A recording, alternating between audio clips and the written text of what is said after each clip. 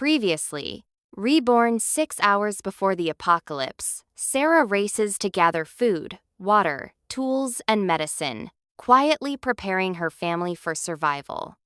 As the zombie outbreak begins, she protects her daughter, mother-in-law, and younger brother, drawing on bitter experience from her previous life. Supplies attract dangerous attention from neighbors, forcing the family to train and fortify their home, knowing that in the apocalypse, human greed can be deadlier than the undead. The Last Dawn, a rebirth in the apocalypse. Part 2. I spend time with Emma drawing and reading stories. I want to make up for those 2 years I lost. After this search, the complex quiets down for a while. A survivor from my previous life told me that at first, everyone was too afraid of zombies to do anything. But later, when they became extremely hungry and thirsty, they'd risk everything. Day 20 of the apocalypse. Many people hang out cloths with help written on them. After so many days, even if they still have food, they definitely don't have enough water. I count our water supply. Due to cooking and the hot weather requiring more drinking water, we've consumed quite a bit. We have 24 cases of bottled water left. The filtered rainwater amounts to about 1 bucket. If we conserve, we should be able to last 2 to 3 months. By then, we'll enter the rainy season, and water difficulties will be alleviated. At 4 p.m., a rescue helicopter airdrops supplies to buildings with distress signals. The government hasn't given up and is actively conducting rescues. The survivors cheer, but then fight each other over getting more water and food. For the next 3 days, that helicopter comes daily. I can see the pilot flying low. Everyone, don't be afraid. As long as my comrades and I are alive, we will definitely bring you food. The pilot comforts everyone. It sounds like a very young girl, probably even younger than me, with determination and conviction in her voice. But after that day, she and her helicopter never appear again. Mommy, why didn't that big sister come today? Emma looks up at the sky expectantly. She might have gone to another place. A place without zombies, heaven. Day 30 of the apocalypse. Our cabbage shoots can now be stir-fried, and the radish sprouts can be blanched and served cold. We finally have green vegetables to eat, without producing much cooking smoke. Many people have reached their limits for food and water. To survive, they risk going to the supermarket for supplies. Some die, others successfully grab supplies back, but the supermarket's food is limited and won't last long. Some people drive out of the complex looking for a way to survive. I watch as some are immediately surrounded by zombie hordes as soon as they leave the parking garage. Others break through layer after layer of obstacles, successfully shake off the zombies behind them, and rush toward the distant hope. Day 50 of the apocalypse. It finally rains, though just a light shower. We quietly collect rainwater with pots and buckets. During this time, I've made a rainwater collection device from mineral water bottles to speed up the process. Alex's hair has grown quite long. My mother-in-law is using scissors to cut it for him. Halfway through the haircut, the stairwell fire door starts getting pounded again. Those people are back. Open the door. I know there are people on this floor. Hiding, are you? When I get in, I'll hack them to death. If they're willing to share their food with us, let's not kill anyone, a woman's voice says. Then I hear a heavy slap. Shut up. The woman seems to have been knocked down the stairs and then goes silent. Emma is so scared she hides in my arms. My mother-in-law and Alex grab weapons and stare at the door. I abandon my usual shovel and go to the kitchen for a boning knife. With a loud crash, the fire door is broken open. Soon, the hallway door is also broken, and chaotic footsteps rush into the corridor. I signal for my mother-in-law and Alex to stay quiet. Based on the footsteps, there should be 3 or 4 people. They start breaking down the neighbor's door first. When it opens, a foul stench pours out, followed by their screams. They must be terrified by the sight of the neighbors' corpses. Thinking there are zombies on this floor, they flee downstairs in panic. This commotion attracts the attention of zombies below.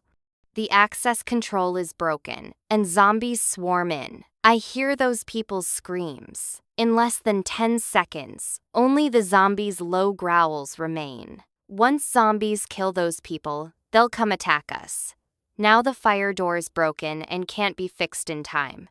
I immediately take some clothes, cut my palm to bleed on them, then wrap heavy objects inside and throw them downstairs. The zombies, smelling blood, are indeed drawn away. Mom, if you see zombies coming up, keep throwing clothes. After giving instructions, I take 2 shovels and an electric bike lock to check the fire door damage. Alex is on guard beside me. Thank heaven, though, the fire door was broken open. The frame isn't damaged and the door can still close. Only the lock is broken. I see a woman lying on the stairs, barely alive and emaciated. I remember her. She seems to be the mother of Emma's classmate. Alex, come help quickly. We carry her upstairs, then use shovels to prop the fire door and the electric bike lock to secure the other door. These current measures definitely can't compare to the original door, but they can hold for a while. We return home and move cabinets and tables to barricade the door. After waiting a while without seeing zombies come up, we relax slightly. The woman wakes up, but I can see she doesn't have much time left. I give her some sugar water, and her pale face gains a bit of color. I offer her some flour, but she shakes her head. Save it for yourselves. Don't waste it. I'm done for. Then she looks at me. I'm sorry. We wanted to hurt you, but you saved me. I sigh. You didn't hurt me. No need to apologize. She looks at Emma. Emma, do you still remember me? I'm Sophia's mom. Emma nods. Hello, Auntie. What was Sophia doing on the last day you left? She asks. Emma thinks seriously. Drinking milk. Drinking milk. That's good. She smiles, but tears slide down from the corners of her eyes. She passes away at dawn while we're sleeping, jumping from the terrace. I can understand her choice. In the early days of the apocalypse, when I saw through the phone surveillance that Emma had been infected and turned into a zombie, I also planned to follow her. Because of the heat, my wound becomes infected and causes a low fever. After taking anti-inflammatory medicine, I sleep for 2 days. When I wake up, Alex tells me that from his observations, there are no other living people in the entire complex besides us. But we still speak quietly and try not to make noise, neither attracting zombies nor drawing attention from others. Day 120 of the apocalypse. We still have 2/3 of our food left, and vegetables are keeping up. The only trouble is still water shortage. The expected rainy season never came. Something seems to be quietly changing. But fortunately, except for my infection and fever, the 4 of us have been healthy and haven't gotten sick. Day 200 of the apocalypse snow begins falling from the sky. The drinking water crisis is temporarily resolved.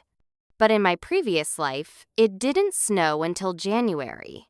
This time, it's 2 whole months earlier. We don't have heating and can only wrap ourselves up and shiver for warmth. This day is also Ryan's 32nd birthday.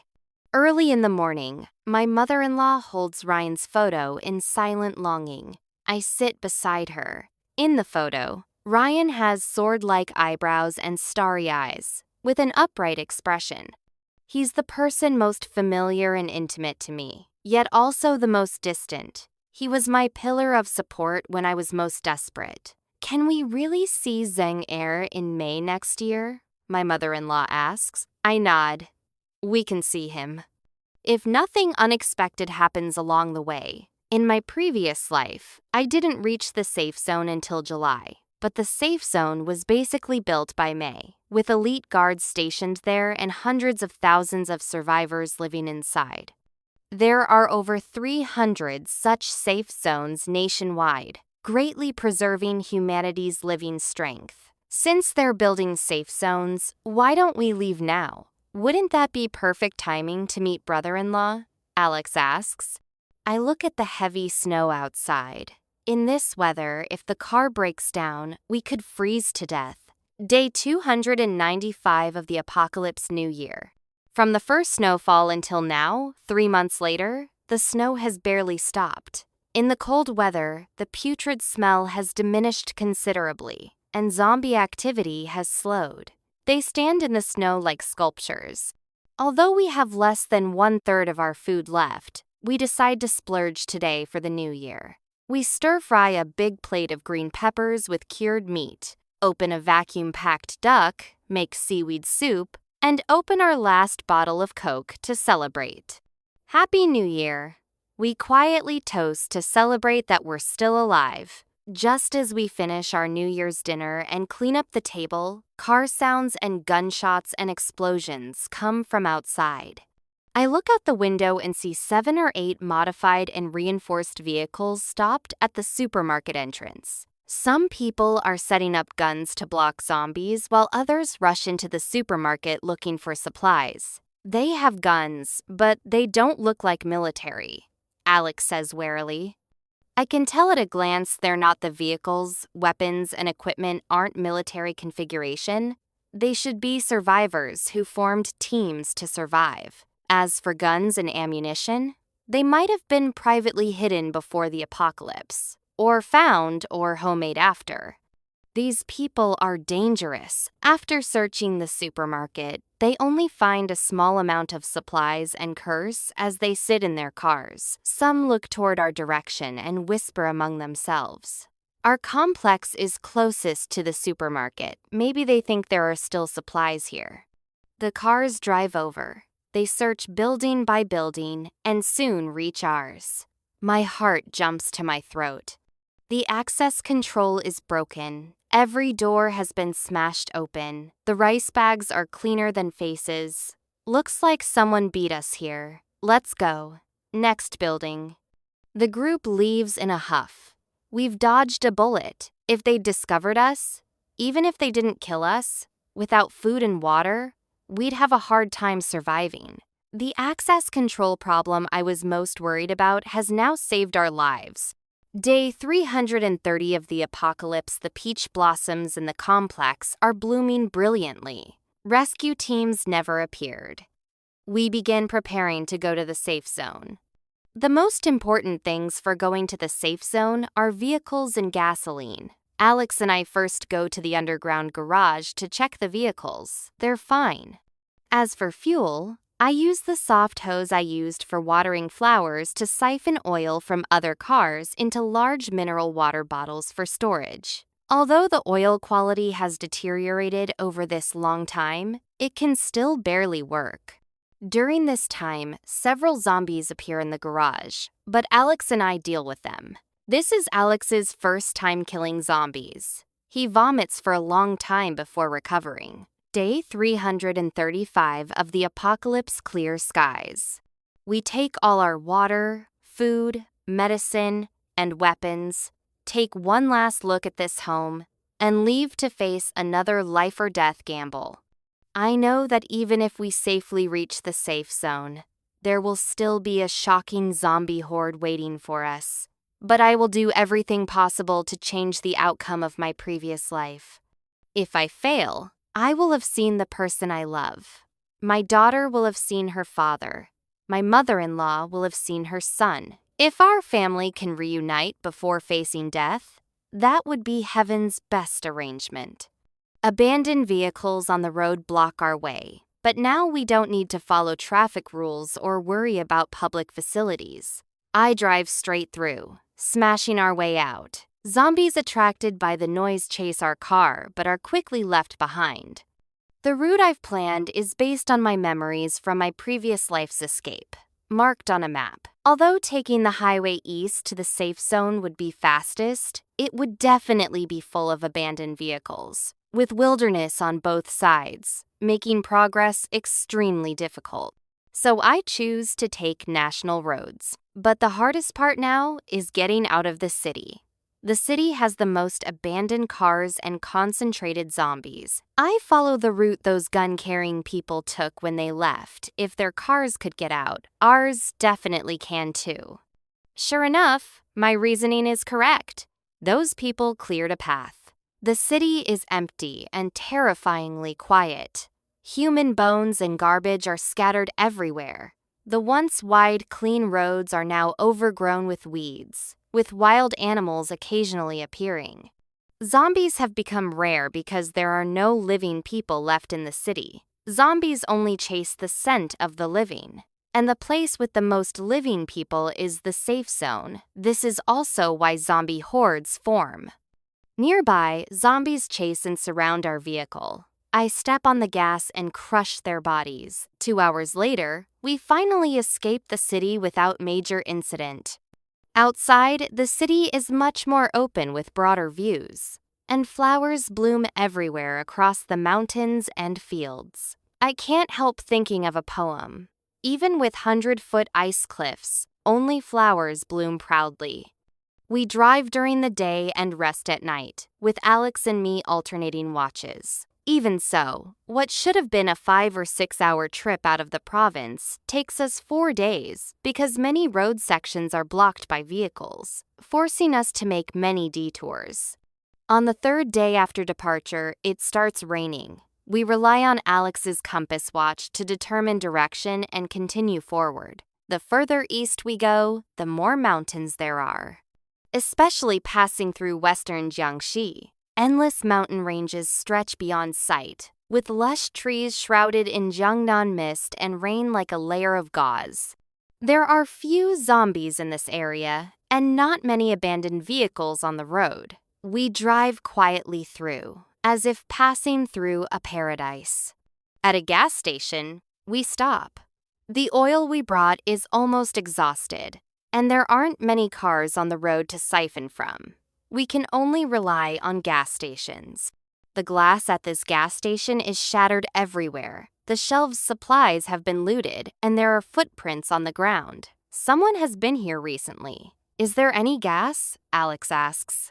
I shake my head and walk to the oil discharge area, opening the manhole cover.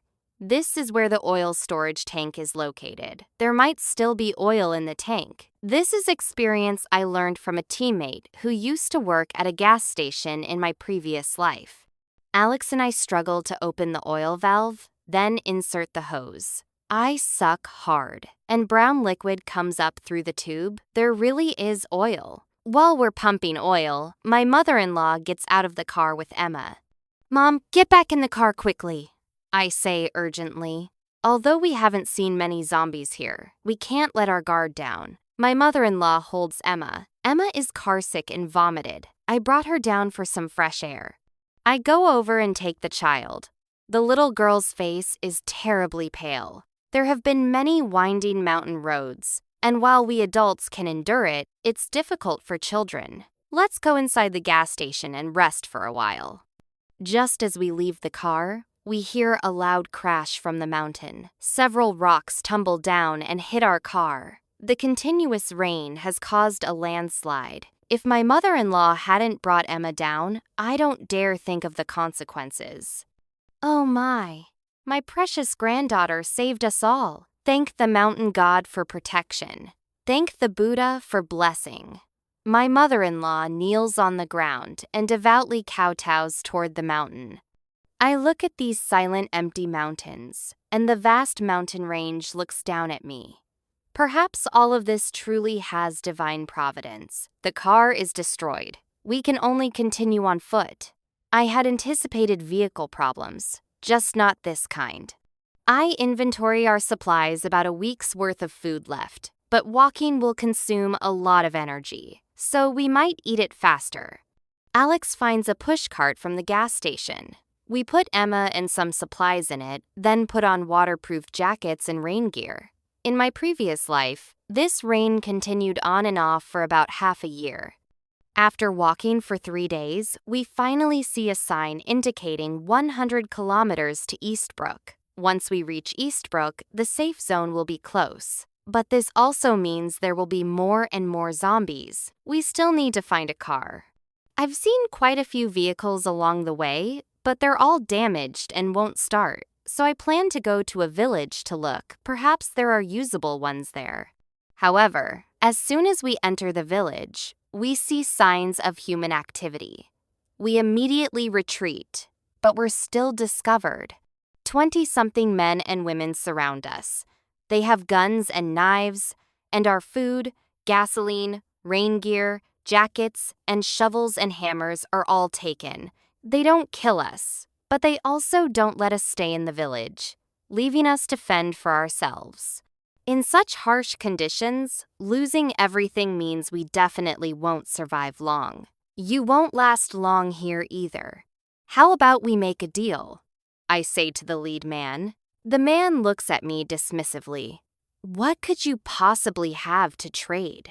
I pull out Ryan's photo. My husband is military. He contacted me saying they're building a safe zone with abundant supplies. I can take you there, but you must guarantee our safety. The man is very cautious. Communications have been down for a long time. How can I believe you? I reply, though communications are down, radio still works. I contacted my husband through the car radio, but my car was destroyed by a landslide at the gas station. Otherwise, I could show you proof. This is a lie, but I'm not entirely lying.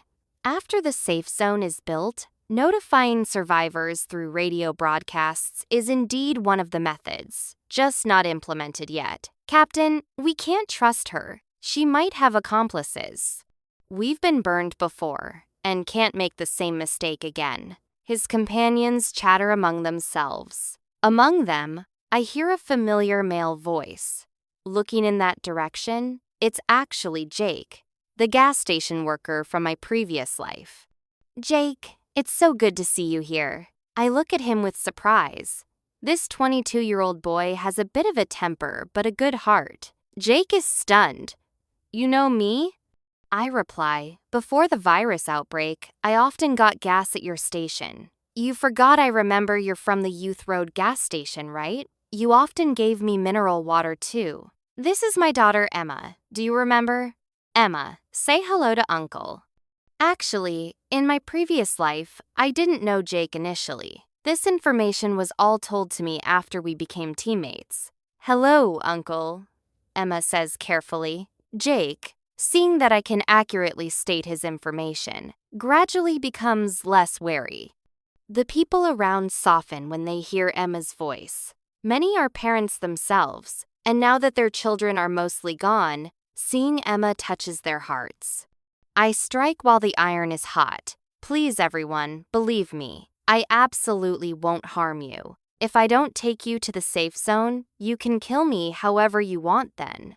Captain, how about we trust her once? We have many people anyway, so we're not afraid. Jake finally sides with me. The man looks at the photo in my hand again. Is your husband really military? I swear to heaven. I raise my hand. My son is an honorable soldier, and I swear to heaven too. My mother-in-law also raises her hand. The man thinks for a while. All right, we'll trust you once. You better not be lying to us. After resting one night, we set out early in the morning.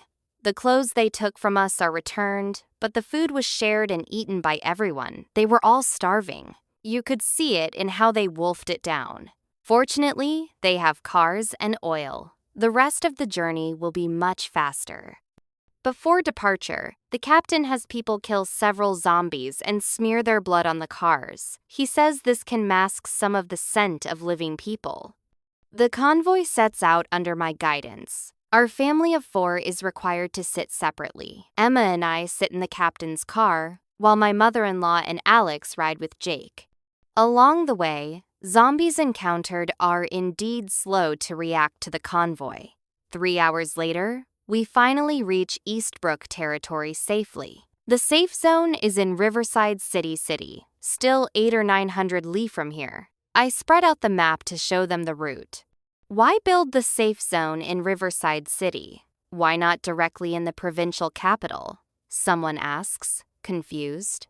I explain. Because places like Riverside City were war preparation construction sites long ago in our country, with oil refineries, steel mills, and cement plants. These are all important resources for resuming production and providing military supplies. They listen with half-belief. Many young people haven't heard the term war preparation construction, and only the slightly older captain nods slightly. There will be more zombies ahead. I suggest we check the vehicles first. Otherwise, if a car breaks down, we'll be in danger. I continue. The captain takes my advice. He arranges some people to check the cars while others look for food. After a simple meal, the convoy continues. The zombies on the road are indeed increasing. The rain is getting heavier, and the zombie blood smeared on the cars has been washed clean. Zombies begin attacking us. We avoid when possible, and when unavoidable, we have to fight head-on. In this situation, people keep getting injured and infected. When we're still 100 li from Riverside City, the original 27 people are down to 19. If it weren't for her, we wouldn't have so many deaths. Someone blames me, unable to bear it. Alex blocks in front of me angrily. If it weren't for us telling you about the safe zone, your fate in that small village would also be death. You want to live but don't want to sacrifice. Where in the world is there such a good deal? As they're about to fight, the captain stops them. Enough. What's done is done. If we get to Riverside City and don't see a safe zone, then we'll settle this account. The convoy continues forward. The weather is gloomy with low visibility, but the environment around me is increasingly familiar. We're almost at the safe zone, at most half an hour more. My voice trembles. Mommy, can we see Daddy soon? Emma asks quietly. I nod. Yes, very soon. Just as I finish speaking, the captain breaks suddenly. I look up to see hundreds of zombies ahead, standing densely in the rain. Their gray-white eyes coldly watching us. Retreat! Retreat immediately! The captain shouts, but it's too late. Zombies are surrounding us from all directions. Not wanting to die here, I scan the surroundings and see a 3-story building nearby. Get out of the cars and up to the building for defensive fighting. We have guns. The safe zone will definitely hear the gunshots and come save us. I open the car door and jump out first, holding Emma. Others also get out and retreat while shooting. Zombies surge toward us like a tide. We flee into the building, prop the door shut with shovels, then move all furniture to barricade it firmly. Everyone gathers on the 3rd floor, shooting at the zombies below from the windows. But zombies only die when shot in the head. This blind shooting doesn't have much effect. Alex and Jake pour the remaining gasoline down and set it on fire.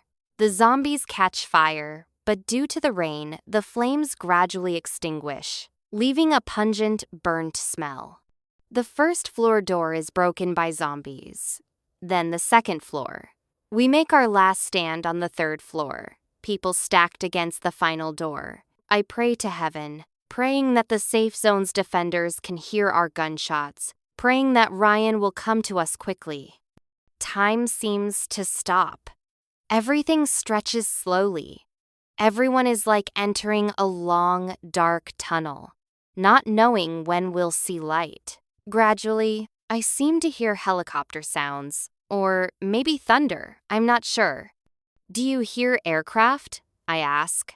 Everyone quiets down and listens. The rumbling sound grows from distant to near. Before we can confirm, we see streams of fire angrily flashing past the windows. The zombies below are shot to pieces. Armed helicopters, 3 of them. There really is a safe zone here. We're saved. Someone starts crying tears of joy at being reborn. The helicopters circle repeatedly, bullets streaming through the zombie horde. Zombies fall in large numbers. Combat vehicles stop below the building.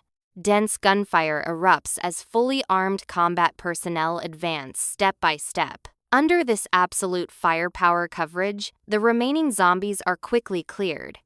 The door opens and armed personnel enter with weapons ready. If any of us had been infected, they would kill without mercy. Their faces are covered with black masks, only revealing sharp, eagle-like eyes. But even under such tight covering, I still recognize those familiar eyes at first glance. Ryan, I call his name. Then everything goes black as I collapse. I feel my body becoming very light, like a cloud floating toward heaven. Golden light shines down from above, warm and making me want to sleep. Floating in midair, I suddenly hear Emma crying below.